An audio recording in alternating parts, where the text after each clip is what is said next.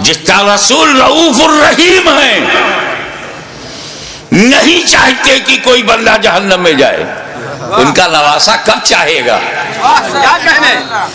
دشمن صحیح، مگر یہ جہنم کی تعداد بڑھی تو میرا کیا فائدہ؟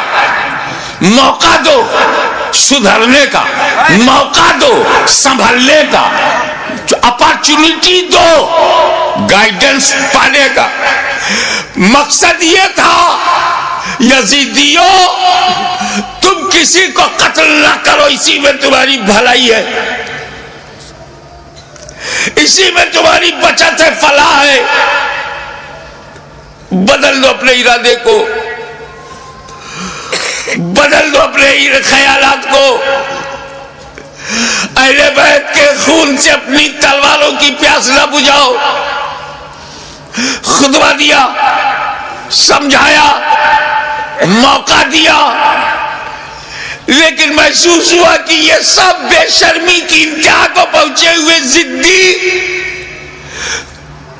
یہ کلاب الدنیا بھی ہے، کلاب النار بھی، یہ دنیا کے کتے جہنم کے کتے بننا چاہتے ہیں، مگر پھر بھی رحمت للعالمین کا نواسا، رحمت عالم کا پروردہ نظر کردہ اپنے دشمنوں کو یہ بھی موقع دے رہا ہے کہ اگر تم کچھ لوگوں کو قتل کر کے اپنی تلوار کی پیاس کو بجھانا چاہتے ہو تو لو میں تمہیں حر دے رہا ہوں، لو میں تمہیں وہب دے رہا ہوں، لو میں آوان دے رہا ہوں، لو میں اپنے انصار دے رہا ہوں۔ اگر اس سے بھی تسلی نہیں ہوتی تو لو میں تمہیں قاسم بن حسن دے رہا ہوں، اب بھی تسلی نہیں ہوتی تو لو علی اکبر کی جوانی لے لو، اب بھی تسلی نہیں ہوتی تو عباس کے بازو لے لو، اب بھی تسلی نہیں ہوتی تو علی اصغر کا خون لے لو، لیکن مجھ تک جلدی مت کرنا۔ میں رحمت عالم کا نواسا ہوں، رحمت بھری نظر سے تمہیں مہلت دے رہا ہوں، مجھے مارنے میں عجلت مت کرنا۔ اگر تم اتنے لوگوں کو شہید کر کے رک جاؤ، تائب ہو جاؤ، تو میں رحمت للعالمین کا نواسا ہوں، بیٹا ہوں، میں محشر میں تمہارے ان گناہوں کی مغفرت کروا سکتا ہوں، کیونکہ علی اکبر کا قاتل قاتل مومن ہے، عباس کا قاتل قاتل مومن ہے، قاتل حر قاتل مومن ہے، قاتل علی اصغر قاتل مومن ہے۔ قتل مومن شدید ترین گناہ کے باوجود مغفرت میں کروا سکتا ہوں، مجھے مارنے میں جلدی نہ کرنا، میرا قتل قتل مومن نہیں قتل دین بن جائے گا، اور قاتل دین کی مغفرت نہیں۔ لیکن جب یہ محسوس ہونے لگا، ختم اللہ علی قلوبہم وعلی ابصارہم، جب اللہ تعالیٰ نے ان کی سماعت پر، ابصار پر، بصارت پر پہرا بٹھا دیا، مہر لگا دیا، اور حجت تمام ہو گئی، جتنی مہلتیں دینی تھی دی جا چکی، جتنی مواقع فراہم کرنے تھے ہو چکے، جتنی بار ضمیر کو جگانا تھا جگا چکے، لیکن ان مردہ دلوں میں ٹس سے مس جب کوئی نہیں ہوا تب بالآخر فیصلہ وہی ہوا، اے نانا جان جو میں نے وعدہ کیا تھا نبھانے جا رہا ہوں، اے پدر بزرگوار خیبر شکن جس نیت سے آپ نے پرورش کی ہے اس مقصود کی طرف جا رہا ہوں، اے مادر مہربان خاتون جنت جو سمجھ کر آپ نے دودھ پلایا تھا آج اس کا حق ادا کرنے جا رہا ہوں۔ نتیجہ کیا ہوا؟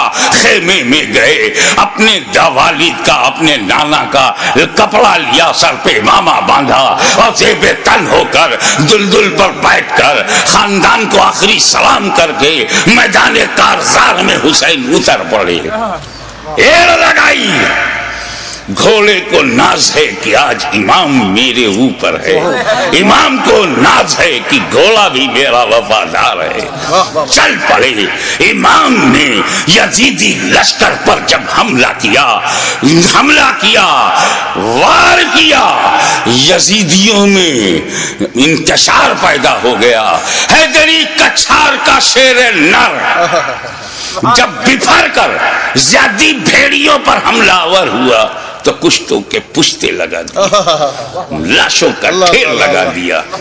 بھوکا پیاسا حسین کھاتے پیتوں کو کاٹتا ہوا چلا جا رہا ہے۔ تلوار چمکی، ہوا میں لہرائی تو ایسا نہیں لگتا تھا کہ حسین کے تنہا ہاتھ میں اکیلی تلوار ہے، ایسا لگتا تھا جیسے آسمان کی تمام بجلیاں تلوار میں سما گئی ہوں، ایسا لگتا تھا کہ ستاروں نے اپنی جگہ چھوڑ کر ذوالفقار کی دھار میں آ گئی ہوں، ایسا لگتا تھا کہ آدم کا ہاتھ دعا کے لیے اٹھ گیا ہو، ایسا لگتا تھا کہ نوح کی کشتی اپنے نجات کا رخ دیکھ رہی ہے، ایسا لگتا تھا کہ دریائے نیل میں فرعون غرق ہو رہا ہے، یزیدی تباہ ہو رہے ہیں، ایسا لگتا تھا جیسے کعبے کا رخ قبلہ، کعبے کا رخ کعبہ کی طرف ہو گیا ہو، ایک جگہ جمع ہوا کعبہ متحرک کعبے کو دیکھ رہا ہے، ایک جمع ہوا کعبہ متحرک کعبہ کو دیکھ رہا ہے، محبتوں کا قبلہ، محبتوں کا قبلہ، عقیدتوں کا کعبہ یزیدیوں کے مقابلے میں کھڑا تلوار چلا رہا ہے۔ ایسا لگتا تھا کہ حسین کے بازو میں حیدر کرار کا بازو سما گیا ہو، ایسا لگتا تھا جیسے فاطمہ زہرا کا دودھ حسین کی رگوں میں نیا خون بن گیا ہو، ایسا لگتا تھا، ایسا لگتا تھا، آپ نعرہ بند کیجئے، ایسا لگتا تھا جیسے تمام جنہ انتظار دے رہے ہیں، داد شجاعت دے رہے ہیں اور ان کی دعاؤں میں فرشتوں کی آمین شامل ہو گئی ہو، ایسا لگتا تھا کہ صداقت سمٹ گئی ہے، ایسا لگتا تھا کہ عدالت نے پکڑ لیا ہے، ایسا لگتا تھا کہ سیادت نے اپنے جلوے دکھا دیے ہیں، ایسا لگتا تھا کہ تنہا حسین میں جرأت موسیٰ بھی ہے، استقامت ابراہیم بھی ہے، ارادہ اسماعیل بھی ہے۔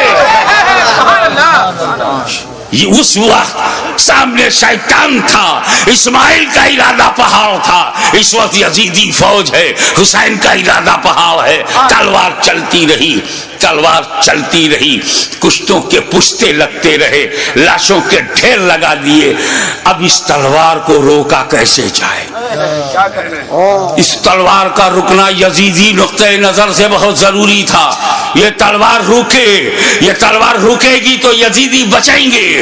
زیادی بھیڑیوں کو کاٹتے تھے جیسے کوئی گاجر مولی کو کاٹ رہا ہو۔ میمنہ پر حملہ آور ہوا تو میمنہ صاف ہو گیا، شیر خدا میسرے کی طرف رخ کرتا ہے، میسرہ صاف ہو گیا، یزید کے قلب پر حملہ کرتا ہے، لشکر کا قلب صاف ہو جاتا ہے۔ اب پریشانی، ابن سعد، ابن زیاد پریشان ہو گئے، شمر ذوالجوشن حیران ہو گیا، خولی مایوس ہو گیا، یا اللہ یہ کیا ہو رہا ہے؟ ایک ہی آدمی سب کی گردنیں کاٹتا چلا جا رہا ہے، کہیں ایسا نہ ہو کہ ایک تاریخ ایسی بن جائے کہ 20,000 کے لشکر جرار کو تنہا ایک آدمی نے شکست دے دیا۔ اس تلوار کو رکنا چاہیے، یہ تلوار رکنی چاہیے، مگر اس تلوار کو روکا کیسے جائے؟ وہ تلوار جسے بھوک نہ روک سکی، وہ تلوار جسے پیاس نہ روک سکی، وہ تلوار جسے لاشیں نہ روک سکی، وہ تلوار جسے زینب و سکینہ کے معرض خطر میں آ جانے کا اندیشہ نہ روک سکا، وہ تلوار جسے علی اکبر کی لوٹی ہوئی جوانی نہ روکے، وہ تلوار جسے لٹا ہوا قاسم کا شباب نہ روکے، وہ تلوار جسے عباس علم بردار کے کٹے ہوئے بازو نہ روکے، وہ تلوار جسے معصوم اور شیر خوار بچہ علی اصغر کی موت نہ روک سکے، اس تلوار کو کوئی روک نہیں سکتا۔ زمین بھی تائید میں ہے، آسمان بھی حمایت میں ہے، فضا بھی مددگار ہے، اس تلوار کو کوئی روک نہیں سکتا۔ وہ تلوار جو بھوک سے نہ رکے، پیاس سے نہ رکے، قتل سے نہ رکے، خیموں میں لاشیں لے جانے سے نہ رکے، اچانک وہ تلوار رک گئی، وہ تلوار رک گئی۔ بس یہی نازک سا موڑ ہے، وہ تلوار رک گئی، بھوک سے نہیں، پیاس سے نہیں، شہیدوں کی شہادت سے نہیں، بہو بیٹیوں اور بہنوں کے خطرے میں جانے کے اندیشے سے نہیں رکی، وہ تلوار اس لیے رک گئی کہ نماز کا وقت ہو گیا، نماز کا وقت ہو گیا۔ اتر پڑے زخمی، تیروں سے بدن چھلی، نیزوں کی مار، علی کا ایک شیر ان جنگلی کتوں میں گھر گیا۔ آپ جانتے ہیں واقعی ایک شیر ہو اس کو 2000 کتے گھیر لے تو کن کن کتوں کو مارے؟ زخموں سے چور، ہر بدن کے ہر حصے سے لہو۔ یہ کیسا وضو ہے میرے امام؟ اللہ ہمارے لیے، امت کو بچانے کے لیے رسول پاک نے پیٹ میں پتھر باندھ کے جو امت بنائی تھی اس کو بچانے کے لیے اتنی بڑی قربانی۔ یا اللہ یا اللہ،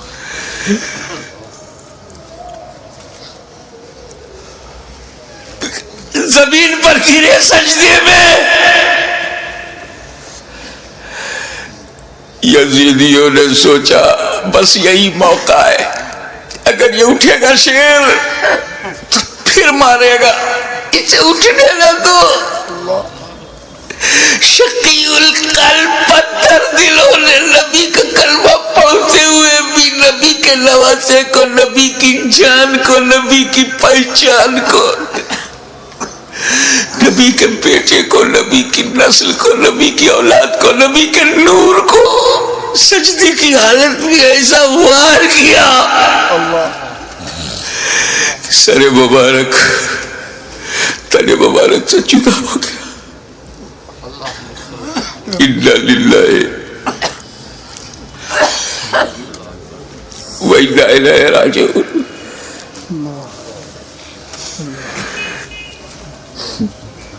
کٹ گیا، گردن کٹ گئی، سنی مسلمانوں گردن کٹ گئی۔ کون سی گردن؟ جس کو تمہارا ہمارا نبی چوما کرتا تھا، کٹ گئی۔ کعبے کے ایک پتھر کو میرے نبی نے ایک بار چوما، حجر اسود کو قیامت تک لوگ چومیں گے، مگر حسین کے گلے کو تو نبی نے بار بار چوما تھا، بار بار چوما تھا۔ تم کہتے ہو حسین کا گلا کٹا، حسین کا گلا کٹا، میری دل سے پوچھ، بوسہ گاہ مصطفیٰ کٹ گئی، بوسہ گاہ رسول کو کاٹ دیا۔ میں ایک مرتبہ بیمار پڑا تھا برطانیہ میں، میری ماں کا خط آیا، بیٹا تمہاری کیسی طبیعت ہے؟ مجھے بڑا تعجب ہوا۔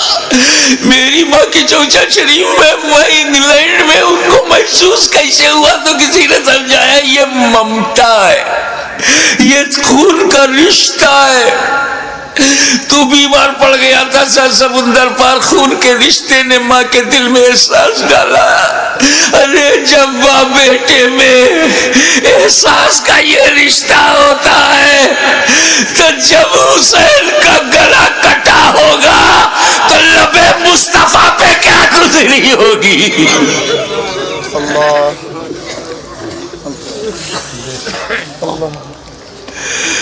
حضرت عبداللہ ابن عباس روایت کرتے ہیں، جو بحقی میں ہے، مشکات میں،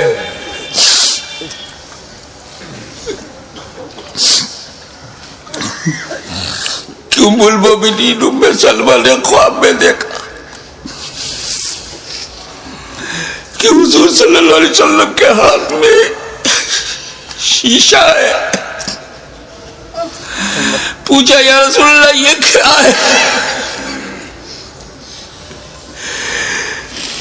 کہا یہ میرے بیٹے حسین اور کربلا کے شہیدوں کا خون میں صبح سے اس میں جمع کر رہا ہوں۔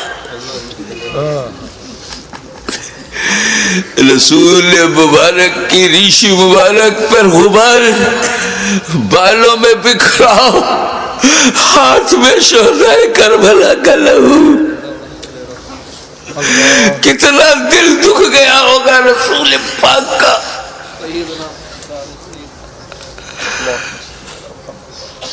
سر کٹا، کیسے بولوں، نہیں کہہ پا رہا ہوں. کسی اور گھر کا واقعہ ہوتا تو میں تفصیل سے بیان کرتا. یہ غم تو میرے اپنے خاندان کا غم ہے.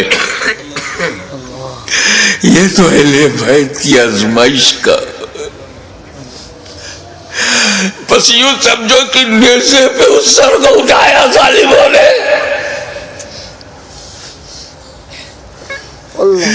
اللہ نیزے پہ اٹھانے کا مطلب کچھ سمجھ میں آیا؟ گردن کٹ گئی، نیزے کو رکھا گا اس گلی میں جس سے رسول پاک کا لعاب دہن گزرا تھا، وہ گلا جس سے خاتون جنت کا جنتی دودھ گزرا تھا، جس پر علی مرتضیٰ کے دیے ہوئے لقمے گزرے تھے. امام علی مقام کے گلے میں وہ گلا کٹا ہوا دیکھا ہوگا نا، جب گلا کٹتا ہے تو ایک اسی میں ڈال دیا. ارے جسے نبی چومتے تھے اس پہ تم نے نوکے نیزا.